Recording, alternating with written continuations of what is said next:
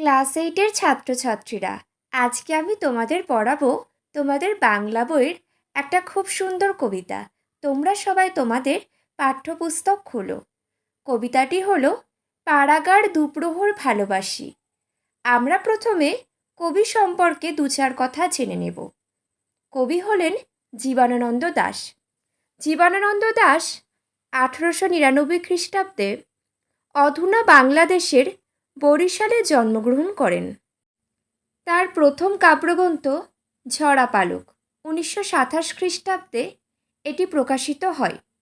অন্যান্য কাব্যগ্রন্থের মধ্যে রয়েছে ধূসর পাণ্ডুলিপি, বনলতা সেন, মহাপৃথিবী, সাতটি তারার তিমির, রূপসী বাংলা, বেলা অবেলা, কালবেলা প্রভৃতি। আমার প্রিয় ছাত্রছাত্রীরা, তোমরা এই কবিতাটির উৎস লিখে নাও। কবিতাটির উৎস হলো পাড়াগার দুপ্রহর ভালোবাসি শীর্ষক কবিতাটি কবি জীবনানন্দ দাশের রূপসী বাংলা কাব্যগ্রন্থের 25তম কবিতা। তাহলে কোন কাব্যগ্রন্থের? রূপসী বাংলা কাব্যগ্রন্থের 25তম কবিতা। মনে রাখবে, রূপসী বাংলা কাব্যগ্রন্থ থেকে এটি নেওয়া হয়েছে। এইবার আমি তোমাদের কবিতাটি পড়াবো। পড়ানোর সাথে সাথে বিষয়বস্তু একদম সহজ সরল ভাষায় বুঝিয়ে দেব। সবাই কিন্তু পড়া শুনতে থাকো। তোমরা যদি পড়া মন দিয়ে শোনো, তাহলে যে কোনো প্রশ্নের উত্তর অত্যন্ত সহজ সরল ভাষায় নিজেদের মতন পরীক্ষার খাতায় লিখতে পারবে। তাহলে চলো শুরু করা যাক। পাড়াগার দুপ্রহর ভালোবাসি, জীবনানন্দ দাশ। পাড়াগার দুপ্রহর ভালোবাসি, রৌদ্রে যেন গন্ধ লেগে আছে স্বপনের।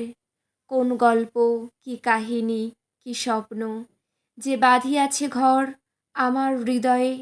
আহা কেউ তাহা জানে না কো, কেবল প্রান্তর জানে তাহা, আর ওই প্রান্তরের শঙ্খচিল।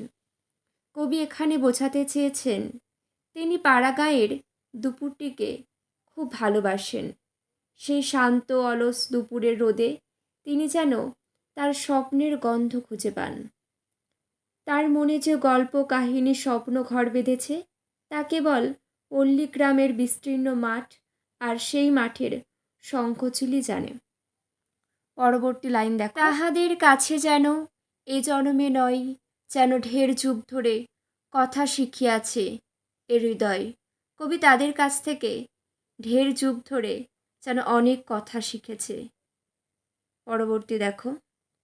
স্বপ্নে যে বেদনা আছে, শুষ্ক পাতা, শালিকের স্বর, ভাঙা মঠ, নকশা পেরে শাড়িখানা মেয়েটির রৌদ্রের ভিতর হলুদ পাতার মতো সরে যায়।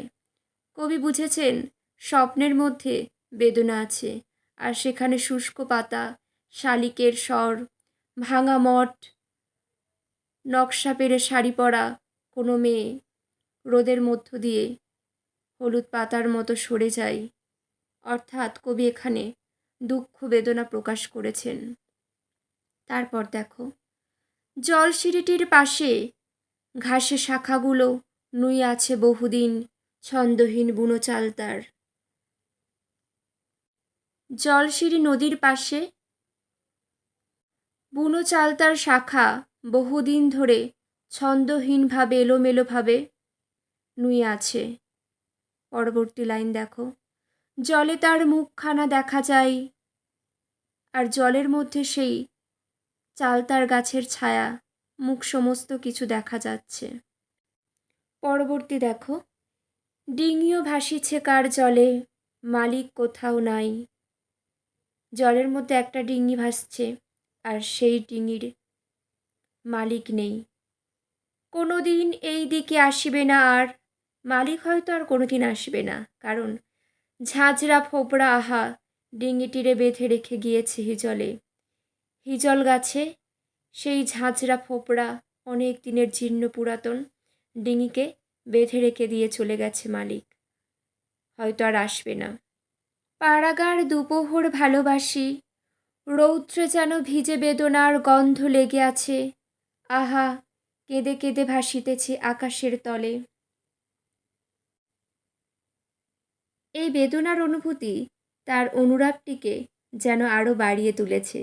কবি দুপুরের রোদে ভিজে বেদনার গন্ধ স্পষ্ট অনুভব করেছেন। ডিঙি নৌকাটি যেন সব হারানোর বেদনা নিয়ে কেঁদে কেঁদে আকাশের নিচে নদীর জলে অবিরামভাবে ভেসে চলেছে। প্রিয় ছাত্রছাত্রীরা, আজ এখানেই শেষ করলাম। কারোর কোনো বক্তব্য থাকলে অবশ্যই জানিও।